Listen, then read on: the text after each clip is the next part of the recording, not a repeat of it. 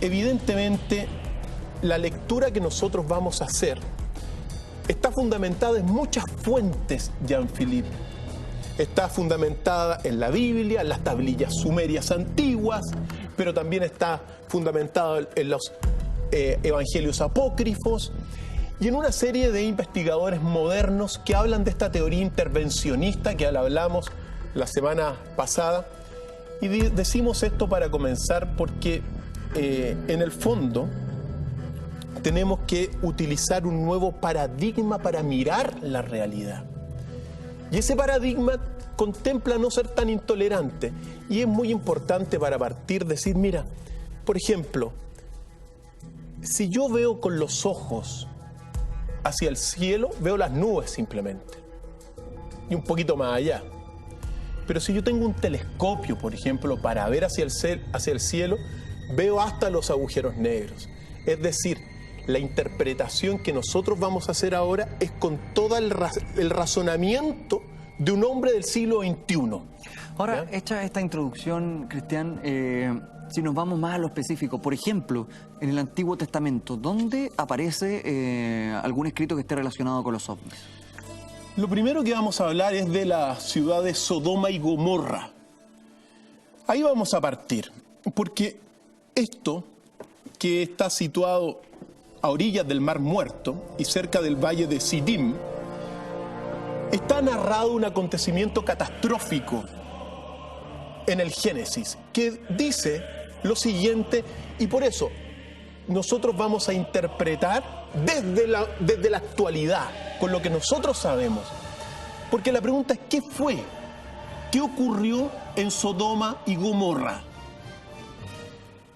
El Génesis dice, entonces Yahvé hizo llover sobre Sodoma y sobre Gomorra azufre y fuego, que venía desde el cielo, ¿ya? Y destruyó aquellas ciudades y toda la llanura con todos los habitantes de las ciudades, hasta las plantas del suelo, devastado. Mas la mujer de Lot miró atrás y se convirtió en estatua de sal. Se levantó Abraham muy temprano de mañana y se fue al lugar donde había estado de pie Yahvé. Miró hacia Sodoma y Gomorra y hacia toda la región de la llanura y vio que de aquella tierra subía humo, como humo denso de un horno de calcinación. Esos son los pasajes. La pregunta entonces es, con lo que uno sabe hoy día, con los conocimientos que uno sabe hoy día, ¿qué fue eso que ocurrió en Sodoma y Gomorra? ¿Tienes alguna explicación para una devastación de dos ciudades? O sea, lo único que me hace una referencia desde lo contemporáneo es una bomba. Una bomba, y particularmente una bomba atómica. Claro. Desde nuestra interpretación, y aquí comenzamos, lo que ocurrió ahí fue el lanzamiento de dos bombas de carácter atómico que devastaron las ciudades. Recordemos que Yahvé, en el Antiguo Testamento, carga sobre los hombros de ese Dios presente. ¿Te acuerdas que es un Dios presente? Sí. No es un Dios etéreo, es un Dios que habla directamente a Moisés, que se le aparece aquí en Sodoma y Gomorra. Bueno, es un Dios que carga 2 millones de muertes.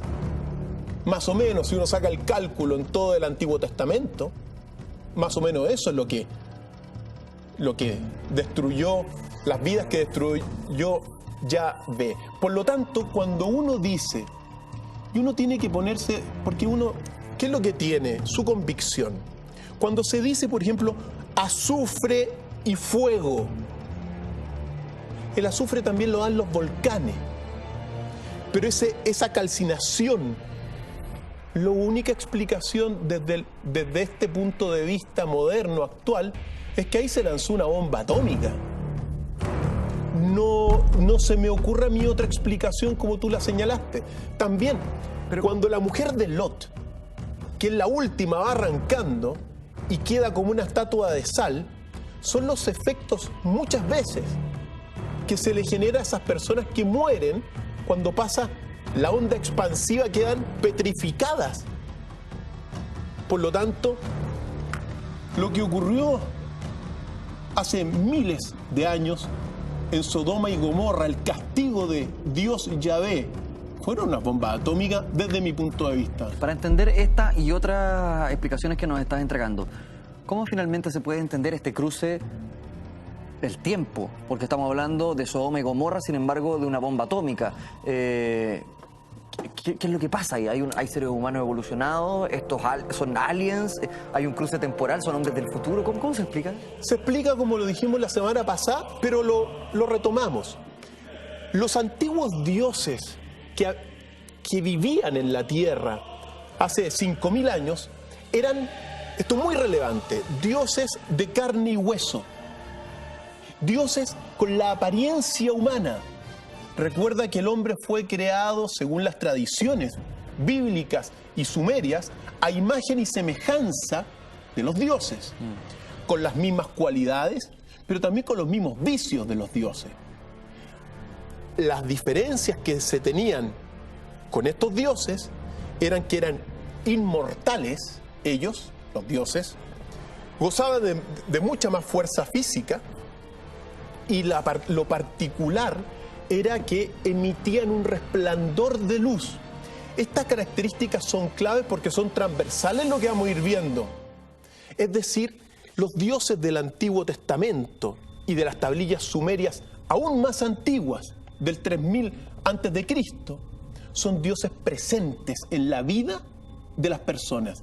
Y así está atestiguado en el Antiguo Testamento cuando Yahvé se aparece. Y vamos a ir viendo estos pasajes. Por lo tanto, esos son el marco conceptual fundamental para entender esto. No estamos hablando de un Dios etéreo. No estamos hablando de un Dios inmaterial. Estamos hablando de un Dios que se veía, que irradiaba luz, que se comunicaba con la gente, y en este caso con grandes profetas que vamos a ver. ¿Por qué se descarta la teoría o no sé si se descarta, pero la erupción volcánica? Porque dice, en un momento dado, azufre que, digamos, Yahvé envió esto desde el cielo. Es decir, recordemos que Yahvé siempre andaba en una especie de nube, que de día era una nube y de noche brillaba como fuego, pero siempre en el cielo. Y lo que dice el pasaje del Génesis sobre Sodoma y Gomorra fue que lo que devastó las ciudades provino desde el cielo. Y las devastó completamente. Por lo tanto, este primer pasaje de Sodoma y Gomorra nos hace alusión a estos dioses antiguos, tremendamente poderosos, pero que miraban al hombre. Recordemos, el hombre fue creado para servir a los dioses, para hacer el trabajo de los dioses. ¿No se puede entender como un meteorito quizás? Según las escrituras, desde mi punto de vista, no. Recordemos, en todo caso, cada uno puede leer los pasajes, nosotros los recordamos y uno da su posición y sus convicciones, pero todas las personas pueden leerlo y sacar sus conclusiones.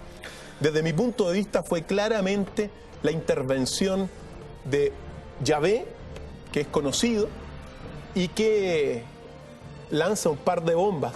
No habría otra explicación. Y el detalle es la mujer de Lot, que al arrancar queda petrificada en sal, se dice. Quiero que me expliques lo del profeta Elías, secuestrado por un ovni. Segundo pasaje, ¿ya? Dice lo siguiente el profeta. Recordemos que el profeta Elías es del siglo IX a.C. y es uno de los profetas judíos menores, pero es para la tradición judía un profeta. Y dice textualmente el pasaje que le corresponde en Reyes 2, 11 y 12. Dice lo siguiente: mientras seguían hablando y hablando, he aquí un carro de fuego y caballos de fuego se pararon al uno del otro, y subió Elías en un torbellino al cielo.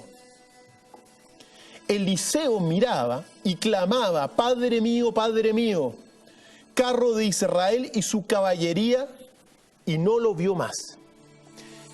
Primero, para la tradición judía, en este momento, Elías es llevado por un carro de fuego hacia el cielo, y quien hereda de alguna forma el don profético para la tradición es Eliseo. Es así. Pero la pregunta es, ¿qué se llevó? ¿Qué objeto se llevó hacia el cielo a Elías? Generalmente los describen relacionándolos con el fuego, estos objetos. Voladores con fuego, objetos luminosos. Ahora, ¿qué tenemos que pensar? En aquel tiempo, estamos hablando siglo IX antes de Cristo, lo único que se conocía era la fuerza del caballo, los elefantes por otro lado, pero al menos en el Medio Oriente no habían grandes elefantes. Si había era uno que dos, pero se conocían los caballos y los carros. Por lo tanto, para una persona como Eliseo, como Elías, que ve un objeto subir al cielo, ¿cómo uno lo puede describir en la pregunta? Y uno lo describe, si uno estuviese ahí, si no conociera el gas, si no conociera, y lo único que tuviera son los carros tirados a caballos. La explicación que uno encuentra en este pasaje es que en el fondo lo está describiendo con lo que él conocía, que eran caballos y carros. Pero en este caso, como muestra esta imagen, carros hacia el cielo. Cuando lo grafica como un torbellino, eso también pasa mucho, incluso en las películas de Hollywood. Se hace esto o las abducciones desde una nave nodriza y efectivamente una especie de succión como un torbellino. ¿Eso también es una coincidencia que pone en alerta?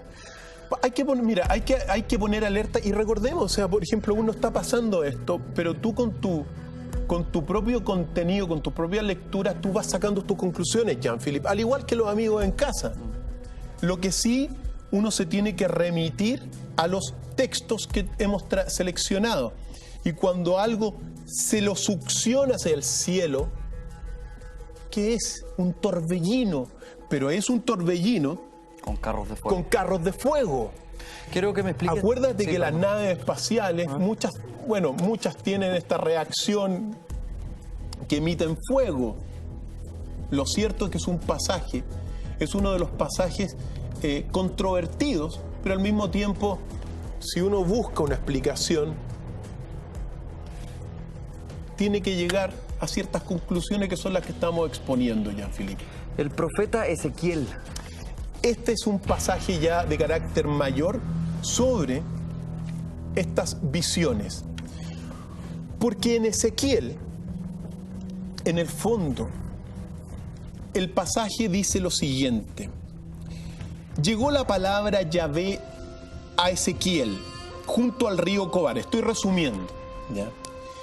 Y dice Ezequiel, miré y vi cómo venía del norte un torbellino, una gran nube y un fuego que se revolvían dentro de sí mismo.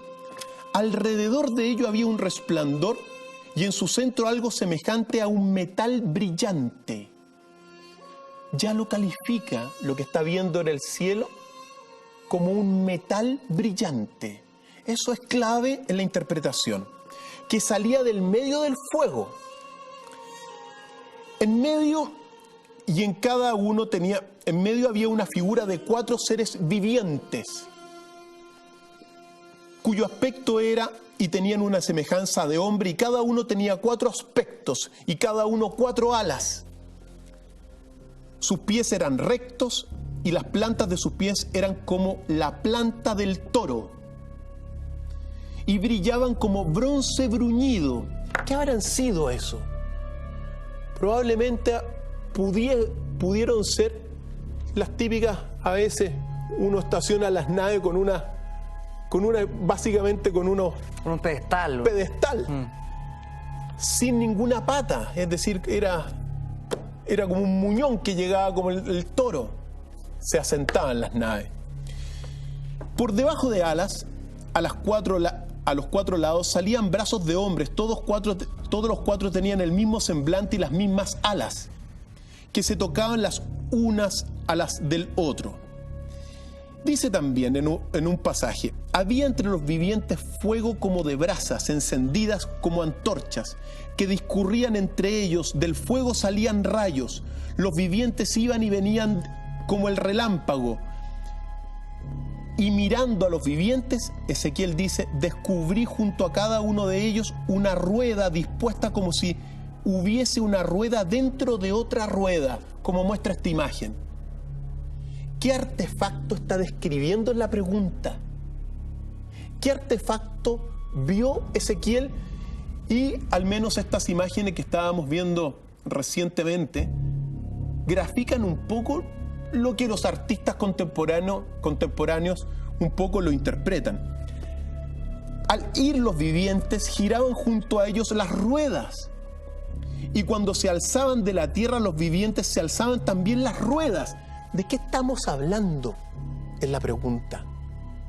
¿Qué es lo que Ezequiel vio con sus propios ojos y los describe?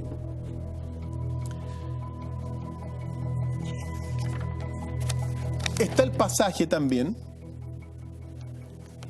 que dice, y lo de que él aparecía, sobre el firmamento que estaba sobre sus cabezas había una piedra en apariencia de zafiro a modo de trono, y sobre la semejanza del trono en lo alto una figura semejante a un hombre que se erguía sobre él, es decir, ve un hombre, como muestra esta imagen. Y de lo que él aparecía de cintura hacia arriba era como el fulgor de un metal resplandeciente, y de cintura hacia abajo como el resplandor del fuego, y todo en derredor suyo resplandecía. Ojo con esto, esta era la apariencia de la imagen de la gloria de Yahvé. Es decir, lo que está describiendo Ezequiel, el profeta judío, es en el fondo a Yahvé, y lo describe como un ser resplandeciente, con apariencia humana. A tal vista caí rostro a tierra, pero oí la voz de uno que hablaba. Por lo tanto, nosotros estamos frente a un pasaje trascendental dentro de todas estas interpretaciones que vinculan y que asocian los ovnis. Según lo que dice Ezequiel, un metal brillante en el cielo. ¿De qué estamos hablando? Y lo dice textualmente. Y ahí arriba un ser que era la gloria de Yahvé. Y los llamados tetramorfos, que eran unos seres con cuatro semblantes distintos. Uno acá, otro acá y otro atrás. Los semblantes distintos, por ejemplo, Brahma, el dios Brahma en la India, sí, tiene 4 caras. ¿Ya? Pero aquí aparecen estos mismos seres y alados. La pregunta es ¿qué estaba viendo Ezequiel en ese minuto?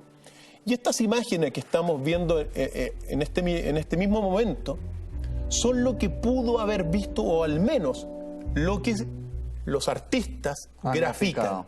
¿Ya? Quiero que me expliques, por favor, Cristian, la relación de la Virgen María, que es una figura sumamente importante en Occidente, sobre todo para el mundo católico, y cómo la Virgen María se vincula con estos pasajes de la Biblia que generan dudas.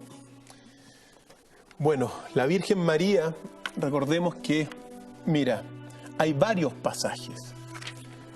Hay unos pasajes, por ejemplo, uno tiene que entender, si uno hace la lectura que estamos haciendo, que en el fondo el Dios Yahvé era un Dios que intervenía directamente en la vida del pueblo judío y que tenía una misión.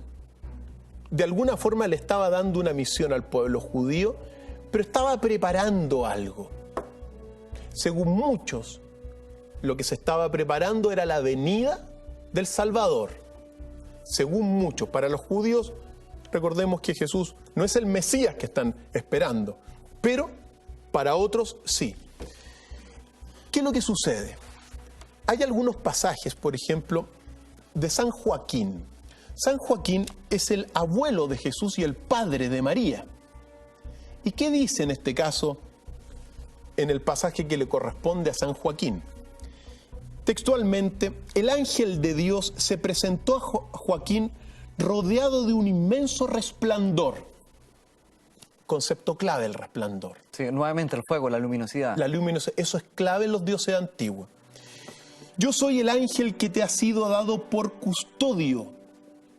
Después el ángel se elevó al cielo y le dijo, mi comida es invisible y mi bebida no puede ser captada por los ojos humanos.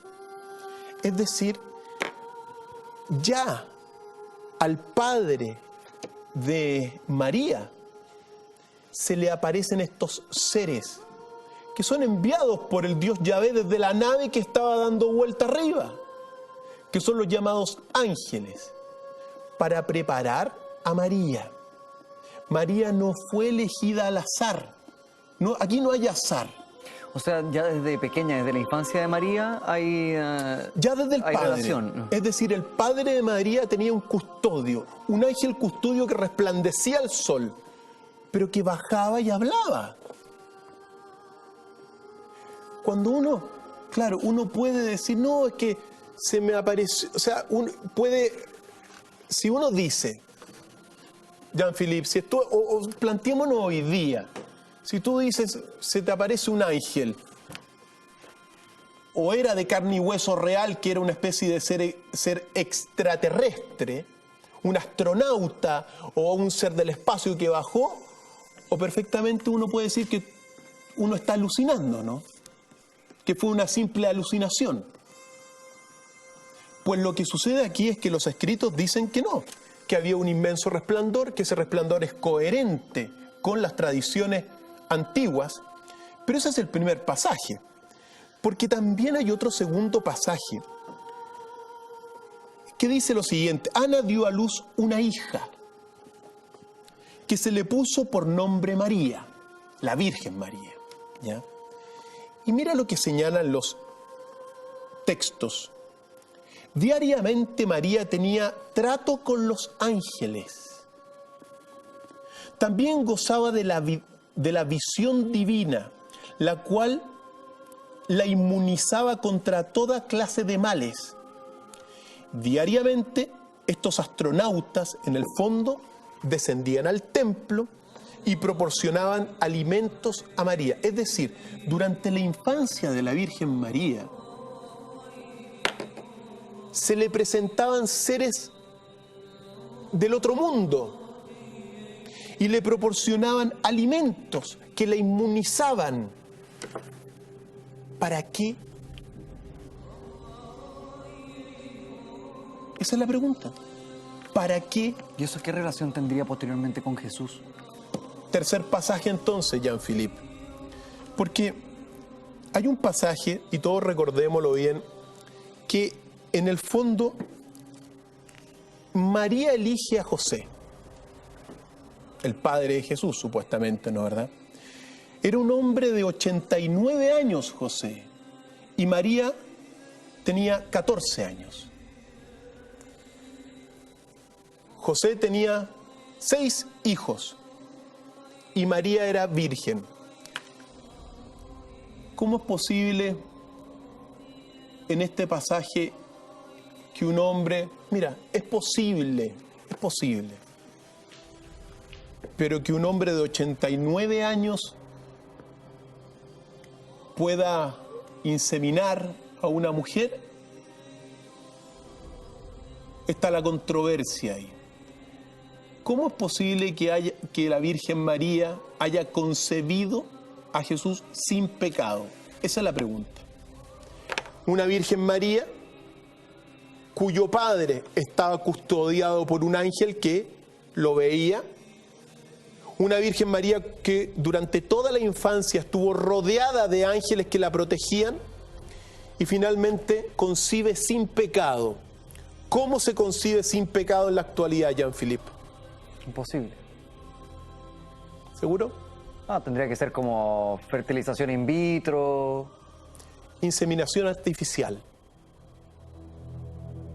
¿Hay alguna otra explicación para concebir sin pecado hoy en día? No, ni una otra. Ni una otra, ¿no, verdad?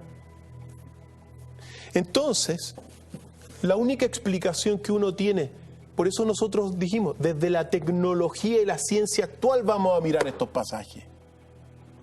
Y si la Virgen concebió a Jesús sin pecado concebido, fue una inseminación artificial de un ser que venía del espacio. Ahora que estamos hablando de... porque hay una característica común en estos relatos, que es la luminosidad, que es el fuego, que son estos carros de fuego. Y me acuerdo de la estrella de Belén. ¿Puede tener relación también con eso, con esa luz? Entramos en el misterio, en el fondo, de la estrella de Belén. ¿Qué fue la estrella de Belén? Es la pregunta. Y hoy día, mira, la misma Iglesia Católica está de acuerdo con que en el fondo no sabe qué fenómeno celeste fue la estrella de Belén. Eso hay que partir. La primera explicación, mira, la primera explicación sobre qué fue la estrella de Belén la intenta dar Orígenes, que es del siglo III, y que señala, Orígenes, que en el fondo fue un fenómeno que tenía la naturaleza de un cometa. Nosotros trajimos lo que son los cometas. Tenemos un video de los cometas para que nosotros veamos lo que son los cometas en el fondo. Y que uno mismo saque la conclusión. ¿Es posible que la estrella de Belén haya sido un cometa? Un cometa que acompañaba a los Reyes Magos del Oriente, que cuando los Reyes Magos del Oriente se detenían, esta estrella también se detenía, que cuando llegaba y cambiaba el curso, por ejemplo, cambiaban de dirección, esta estrella también cambiaba de dirección.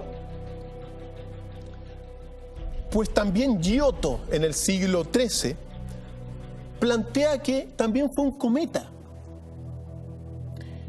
Y desde nuestro punto de vista, es imposible que la estrella de Belén haya sido un cometa. Los movimientos... El cometa es fugaz también, ¿no? Dura segundos. Claro que sí. Y no tiene los movimientos inteligentes que dice que tuvo la estrella de Belén. Esa es la primera. Ahora, ojo, porque hay acuerdo en la misma iglesia que en realidad no se sabe cuál fue la naturaleza más profunda de la estrella de Belén. Unos decían que era como Orígenes un cometa, y conociendo, por ejemplo, el cometa Aison, que pasó ahora hace poco, que selló, por cierto, el cometa Aison, que pasó hace muy poco, selló el gran inicio de esta nueva era de los mayas. Me gusta recordar eso porque fue muy simbólico. Pero cuando uno ve con la ciencia actual, con la tecnología actual, todo lo que son los cometas no concuerdan con la naturaleza que sale en la escritura sobre la estrella de Belén. Entonces, si nos ponemos en las teorías que estamos barajando, esta estrella de Belén podría haber sido un ovni, podría haber sido esta especie de nave nodriza que todo lo direccionaba. Mira, hay una segunda posibilidad que la dijo Johannes Kepler en el siglo XVII. Y dijo y planteó él junto a otros que en realidad no había sido un cometa, sino que había sido la explosión de una estrella supernova. Las supernovas son grandes explosiones, Johannes Kepler, son grandes explosiones que en determinado momento iluminan. Son junto con los cuásars, quizás los objetos galácticos más brillantes que existen, las supernovas, y que explotan y que algunas dan origen a agujeros negros, pero también son fugaces y cuesta observarlas. Pero esa es la explicación que dio Johannes Kepler, que en realidad había sido una supernova la estrella de Belén. Y la verdad que cuando uno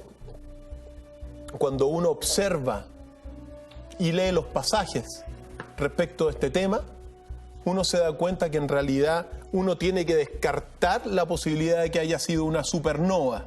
Ahí estamos viendo una supernova. Claro que sí.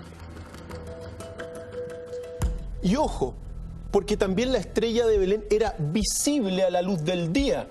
Y yo me pregunto, ¿qué, digamos, hay alguna supernova o un cometa visible a la luz del día?